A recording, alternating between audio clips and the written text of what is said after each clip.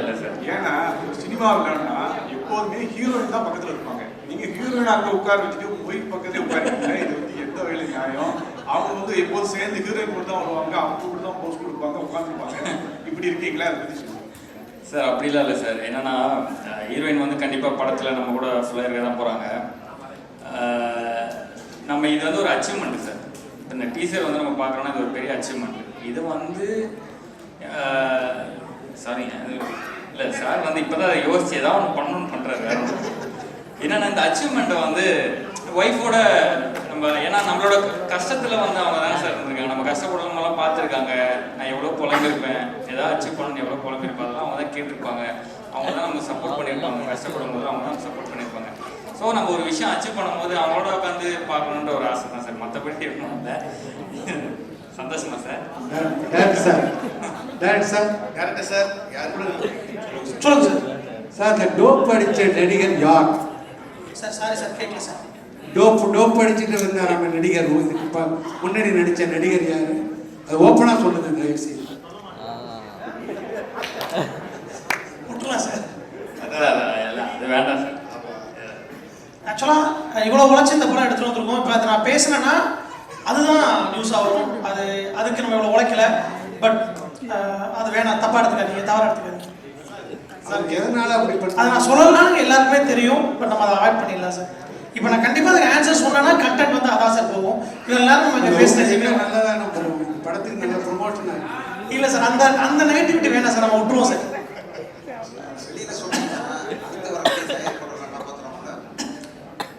நாம என்ன காப்பாற்றிக்கணும் sir.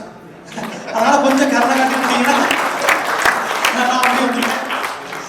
Sidhu, I got a question to Sidhu. Sir sir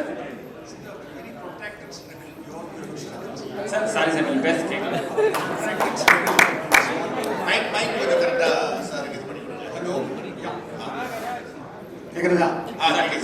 protracted struggle ஒரு அந்த ஒரு வேர்ல்ட்லேருந்து வந்திருக்கீங்க.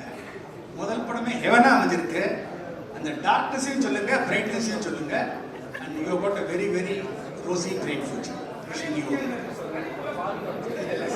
சார் சார் சத்தியமாக புரியல சார். இல்ல அதாவது என்ன சொல்றாங்கன்னா முதல் படத்திலே வந்து ஹெவனும் வந்திருக்கு, டார்க்கும் வந்திருக்கு. ஹெவனும் வந்திருக்கு. உங்களோட dark side of the life you all know. But அதையும் மீறி வந்திருக்கீங்க. You all wish you very great future. Okay, rosy சைடையும் சொல்லுங்க, அந்த டார்க் சைடையும் சொல்லுங்க ஆஃப் யுவர் ஃபர்ஸ்ட் மூவி. இந்த பிரைட் அதாவது முதல் படத்துல உங்களுக்கு ஹெவனா இருந்தது என்ன, அதாவது ஹெல்லா இருந்தது, டார்க்கா இருந்தது என்ன அப்படின்றத அவர் கேட்கிறார் கேள்வியா. Okay okay. எவனா இருக்கிறத நான் ஃபர்ஸ்ட் சொல்லிடுறேன். என்னன்னா ஃபர்ஸ்ட் இந்த ப்ராஜெக்ட் நமக்கு கிடைச்சதே ஒரு எவன் தான் சொல்லணும். அதான் சொல்லலை, அந்த ஒரு பேட் டைமை தாண்டி ஒரு குட் டைம் ஒரு நான் வந்தேன்னு சொன்னேன் சார். அது இந்த ப்ராஜெக்ட் கிடைச்சதே எனக்கு வந்து ஒரு எவன் தான் சார். ஏன்னா இது ஒரு சூப்பரான ஒரு ப்ராஜெக்ட். இது அவ்வளோ ஈஸியாக அமையாது இல்லை. இந்த மாதிரியான ஒரு கேரக்டர் ஒரு ஆர்டிஸ்ட்டுக்கு வேறு என்ன வேணும்? நம்மளை வந்து நம்ம சேலஞ்சிங்காக நம்மளை ப்ரெசென்ட் பண்ணிக்கணும்னு தான் எல்லா ஆர்டிஸ்ட்டும் நினைப்பாங்க. ஸோ அது இந்த மாதிரி ஒரு நல்ல டீம், நல்ல கதை, ஒரு சூப்பரான ஒரு ப்ராஜெக்ட் நமக்கு கிடைக்கும் போது அதுவே ஒரு பெஸ்ட் ஒரு மூமெண்ட்டை நான் பார்க்குறேன். இது என்னோட எவன் தான் நான் சொல்லுவேன் சார். அதை சார் டார்க் வந்து என்ன சொல்கிறோம் அப்படின்னா பாருங்க நைட்டு தூங்க விட மாட்டேங்கிறேன்னு சொல்கிறாங்க. டார்க் வந்து டார்க் எதுவும் இல்லை சார். டார்க் எதுவும் இல்லை இதை பொறுத்த வரைக்கும். எனக்கு சார் ஃபர்ஸ்ட் டைம் இவரை நான் நடிக்க கூப்பிடும்போது நானே மன உளைச்சல கூப்பிடுறேன். சார் சீரியல் நிப்பாட்டிங்க சார், நிப்பாட்டியாச்சு அப்படிங்க. எனக்கு என்ன தோணுது, நம்ம பேரே பிரச்சனை அவரை அட்டாக் பண்ணிச்சேன்னு தோணுது. அப்படிதான் உள்ள வந்தாரு. பட் ஓகே இல்லை சார். இல்லை நான் கரெக்டாக அதே மாதிரி இந்த ப்ராஜெக்ட் வந்து அமையும் போது நான் சீரியல்ஸ் பண்ணிகிட்டு இருந்தேன். கரெக்டாக அது முடியுது. அடுத்த நாள் எனக்கு இந்த ஆஃபர் வந்தது. ஸோ அதுவே ஒரு பெரிய ஒரு நல்ல ஸ்டார்ட்டாக நான் பார்த்தேன். ஓகே இது கரெக்டாக முடியுது, அடுத்த நாள் இது வருதுன்னும் போது ஏதோ சம்திங் ஒரு குட் ஸ்டார்ட் அப்படின்றது தான் நான் நினச்சேன். சிது சார் இங்கே இங்கே லெஃப்ட் அதே அங்கே சொல்லுங்க சார். நீங்கள் பல வருஷமாக ஸ்ட்ரகிள் பண்ணியிருக்கீங்க. உங்கள் லக்கி சாம் வந்த உடனே டோட்டலாக வந்து வீடியோ போட ஆரம்பிச்சு ரொம்ப ஹாப்பியாக இருந்தீங்க.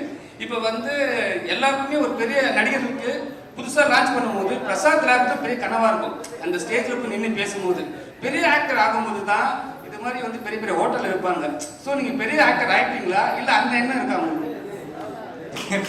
சார் இப்போதான் சார் நான் வந்து இப்போதான் படிப்படியாக இப்போதான் சார் முதல் படிக்கட்டிலே கால வச்சிருக்கேன். அதனால் இன்னும் போக போக தான் சார் வரும். சார் அப்போ உள்ள நீங்க அவங்க தப்பு சார். இப்போ நீங்க பேசுனீங்க ஒரு சில மூவிஸ் வந்து தியேட்டர்ல என்ன நம்ம ப்ரமோஷன் பண்ணாலும் தியேட்டர்ல வரக்கூடிய ஆடியன்ஸோட எண்ணிக்கை ரொம்ப கம்மியா இருக்குன்னு சொல்றீங்க. ஸோ போன வாரத்துல 7 மூவி வந்துச்சு, மக்கள் மத்தியில பெருசா போய் ரீச் ஆகல. ஸோ இதுக்கு என்ன காரணம் நான் நினைக்கிறேங்க. தியேட்டர்ஸ் ஓனர்ஸ் கிட்ட என்ன மாதிரியான விஷயங்கள் இருந்தால் நல்லா இருக்கும்னு நினைக்கிறேங்க. இல்லை சார், இங்கே ஃபர்ஸ்ட் ஆஃப் ஆல் நான் எப்படி சொல்லணும்னு தெரியல. இங்கே நிறைய என் வாய்க்கில் இருக்கீங்களே, ஆக்சுவலாக உப்மா படங்கள் இங்கே நின்றுருந்தாலே இண்டஸ்ட்ரி நல்லா தான் சார் இருக்கும். ஸோ இன்றைக்கி நீங்கள் இத்தனை படங்கள் ரிலீஸ் ஆகலான்னு நம்ம சொல்கிறோம். நீங்களும் ஃபீல்டில் இருக்கீங்க, என்னை எவ்வளோ எனக்கு தெரிஞ்சு நீங்கள் நல்ல எக்ஸ்பீரியன்ஸ் நினைக்கிறேன். நீங்கள் இந்த 7 படங்களை எடுத்துட்டீங்கன்னா அதில் ஃபிலிம் மேக்கிங்காக குவாலிட்டியாக எத்தனை படம் வந்திருக்குன்னு நீங்கள் கவுண்ட் பண்ணிங்கன்னா உங்களுக்கு தெரிஞ்சிடும். இயக்குனர் சார், சித்து சார் சார் எப்பவுமே வந்து நீங்கள் வீடியோ வந்து நான் பர்சனல் ப்ளஸ் வந்து படத்தை பற்றி கேட்குறேன். வீடியோ வந்து உங்கள் ஒய்ஃப் கூட போடுவீங்க, அப்புறம் உங்கள் மச்சினிஸ் கூடலாம் வந்து பேசுவீங்க. அப்போ வந்து ஒரு கிளாஷ் ஆகும் இல்லை வீடியோவிலே. ஸோ வந்து கண்டிப்பாக ஷூட்டிங்ஸாக வந்திருப்பாங்க. ஹீரோயின்ஸ் கூட வந்து முத்த காட்சிலாம் இருக்கும்போது என்ன ட்ரீட் பண்ணாங்க, அங்கே என்ன நடந்தது, வீட்டுக்குள்ளே போய் என்ன நடந்தது? ஆனால் நீங்கள் எதிர்பார்க்குற மாதிரி அந்த மாதிரி எந்த காட்சியுமே வைக்கலண்ணா. அந்த மாதிரி கதையே இது இல்லை. அந்த மாதிரி காட்சியில் எதுவும் வைக்கல. அதே மாதிரி இவர் பார்க்குற லொக்கேஷனுக்கு வந்து நம்ம ஒய்ஃப்லாம் நம்ம கூட்டிகிட்டு போகவே விடாது. ஏன்னா எனக்கே வந்து கழுத்துலேருந்து ஃபுல்லாகவே கால் வரைக்குமே வந்து அவ்வளோ பாடி போயிட்டு நான் சொல்லியிருக்கேன். அந்த மாதிரி லொக்கேஷனுக்குலாம் நம்ம தயவுசெய்து நீங்களும் போயிடாதீங்க, நானும் போகல, நான் ஒய்ஃப்லாம் கூட்டிகிட்டு போகல. அந்த மாதிரி தான். இயக்குனர் சார், சார் இங்கே சார் சொல்லுங்கள் சார். இருண்ட சொர்க்கம் அப்படின்னு வந்து தமிழில் அழகாக டைட்டில் இருக்கு. அது டார்க் ஹேவனுக்கு அது நீங்கள் இங்கிலீஷில் டைட்டில் வச்சுருக்கீங்க. அதுக்கு என்ன காரணம்? முதல் படத்துலேயே வந்து சாரை வந்து போலீஸ் ஆஃபீஸராக இறக்கிருக்கீங்க, அதற்கு என்ன காரணம்? 2 கொஸ்டினுக்கு ஆன்சர். இல்லை, நான் எல்லா ஊருட்டும் கேட்டேன், சார் தான் வந்தார் கதை சொன்னது. அதான் ரியாலிட்டி. போலீஸாக நல்லா இருப்பாங்க, அந்த ஒன்றும் இருக்குது. நான் ஒரு ஒஸ்ட்லேருந்து நீங்கள் மேலே போகும்போது எல்லாத்தையுமே கதை சொல்லுறது. ஆக்சுவலாக சாரை பார்க்கறதுக்கு ஒரு 1 வீக் பிஃபோர் நான் 2 ஹீரோட கதை சொல்லியிருந்தேன். ஸோ எனக்கு அன்னைக்கு இருந்த டைம்ஸ்க்கு நான் அந்த படத்தை மூவ் ஆன் பண்ணணும் அப்படிங்கிறது மட்டும்தான்.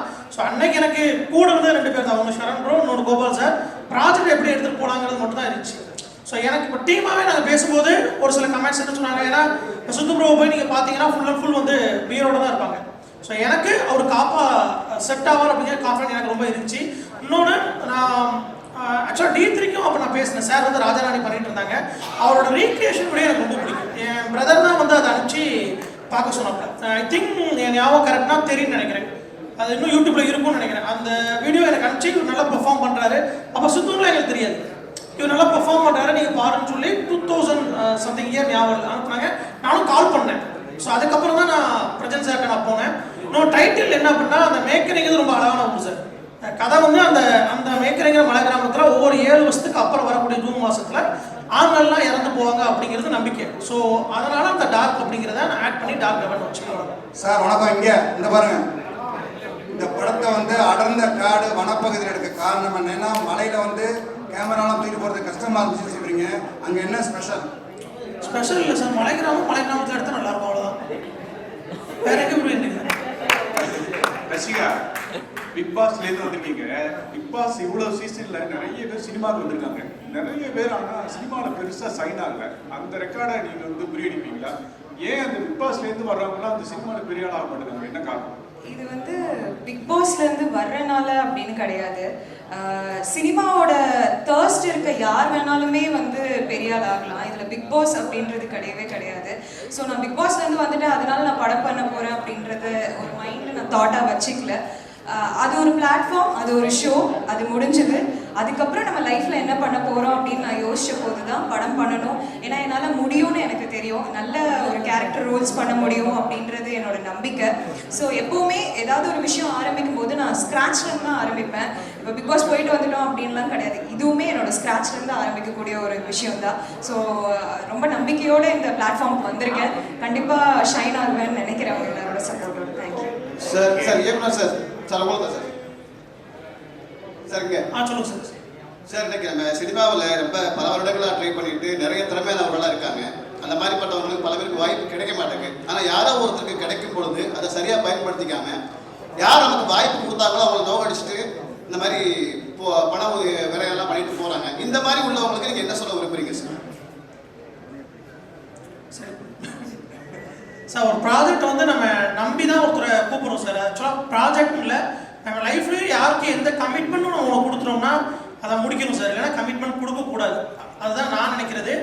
ஸோ நீங்கள் ஒன்ஸ் உள்ளே வந்த பிறகு நீங்கள் கார்னர் பண்ணுறதா இருக்கட்டும், இல்லை டாமினேட் பண்ணுறதா இருக்கட்டும், அது நாட் ஓன்லி சினிமா, எல்லாரோட லைஃப்லையுமே அதை அவாய்ட் பண்ணுறதுக்கு பெஸ்ட் தான் சார். நான் அந்த சினிமாக்குன்னு சொல்லலை, என் பாஸ்ட்டுங்கிறது எனக்கு அதை நான் வந்து சாக்கணும்னு நினைக்கிறேன். அது என்னோட இருக்கட்டும், அதை ஏன் நான் உங்கள் மேலே அள்ளி தெளிக்கணும் அப்படிங்கிற ஒன்று தான்.